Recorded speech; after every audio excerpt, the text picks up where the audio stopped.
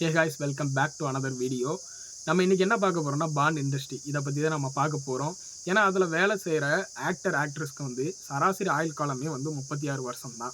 ஏன் அந்த அளவுக்கு 36 வருஷத்துக்குள்ளேயே அவங்களோட இறப்பு விகிதம் அதிகமாக இருக்குது அப்படின்னு சொல்லிட்டு அதை பற்றி நம்ம பார்க்க போகிறோம். ஏன்னா அந்த மாதிரி ஒரு கேவலமான இண்டஸ்ட்ரியாக அந்த இது போயிட்டுருக்கு.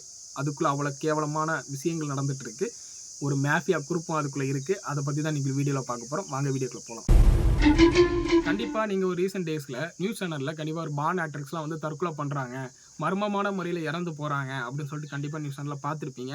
அந்த மாதிரி தான் மார்ச் 2024 ஒரு ஆக்ட்ரஸ் சோபியா லியான்னு சொல்கிற ஒரு ஃபேமஸ் ஆக்ட்ரஸ் வந்து அவங்க அப்பார்ட்மெண்ட்டில் வந்து இறந்து போகிறாங்க மர்மமான முறையில். அதுக்கப்புறம் போலீஸ் இதுக்காக இன்வெஸ்டிகேஷன்லாம் ஸ்டார்ட் பண்ணுறாங்க.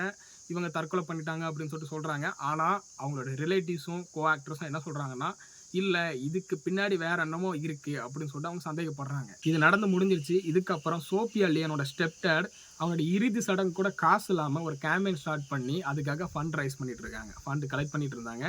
நீங்கள் நினைக்கலாம், இவ்வளோ பெரிய ஆக்ட்ரஸ் கண்டிப்பாக லட்சக்கணக்கில் அமௌண்ட் சேலரி வாங்கியிருப்பாங்க, ஆனால் அவங்களோட இறுதி சடங்கு கூட ஏன் காசு இல்லை அப்படின்னு சொல்லிட்டு நினைப்பீங்க. இதுக்கு பின்னாடி மிகப்பெரிய ஒரு சதின்னு சொல்ல முடியாது, மிகப்பெரிய ஒரு பிரச்சனை, ஒரு மாஃபியா கும்பலே வந்து இருக்குது. அதை பற்றி தான் தெளிவாக நீங்கள் பார்க்க போகிறோம். நீங்கள் இந்த இண்டஸ்ட்ரியில் 3 டைப்பாக பிரிச்சுக்கலாம். ஒன்று, அவங்க சின்ன சின்ன பாக்கெட் மணிக்காக வர்றவங்க. செகண்ட், சம்பாதிச்சது காணாமல் இன்னும் சம்பாதிக்கணும் அப்படின்னு சொல்லிட்டு வரவங்க. தேர்ட், வறுமையின் காரணமாக வர்றவங்க.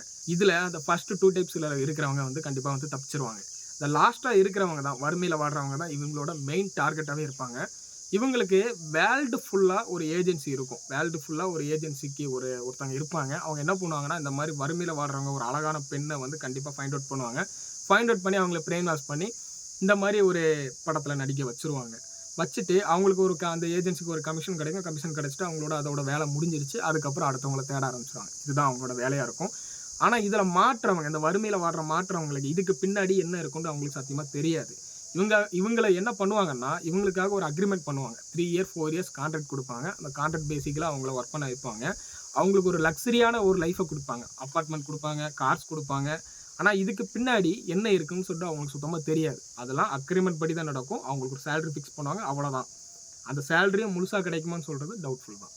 இதுக்கு பின்னாடி மேஃபியா குரூப் இருக்கிறதாகவும், அவங்க வந்து பல பேரை கண்ட்ரோல் பண்ணுறதாகவும், அதுலேருந்து வெளியே வந்தவங்களை பல பேரை கொன்னதாகவும் அப்படின்னு சொல்கிறாங்க. இதெல்லாம் யாரும் சொல்லலை. அதில் நடித்த கோ ஆக்ட்ரஸ்லாம் வந்து நிறைய பேர் இதை வெளிப்படையாக சொல்லியிருக்காங்க. இதுக்குள்ளே வேறு என்னமோ இருக்குது அப்படின்னு சொல்லிட்டு சொல்லியிருக்காங்க. ஏன்னா இந்த பாண்ட் இண்டஸ்ட்ரியில் கிட்டத்தட்ட ஒரு வருஷத்துக்கு $100 பில்லியன் வந்து சம்பாதிக்கிறாங்க. இது வந்து ஒரு ஃபிலிம் இண்டஸ்ட்ரியோட ரொம்ப அதிகம். இவங்க எப்படி சம்பாதிக்காங்கன்னா, பாண்ட் வீடியோஸ், அட்வர்டைஸ்மெண்ட், அவங்க ப்ராடக்டை சேல்ஸ் பண்ணி விற்கிறாங்க.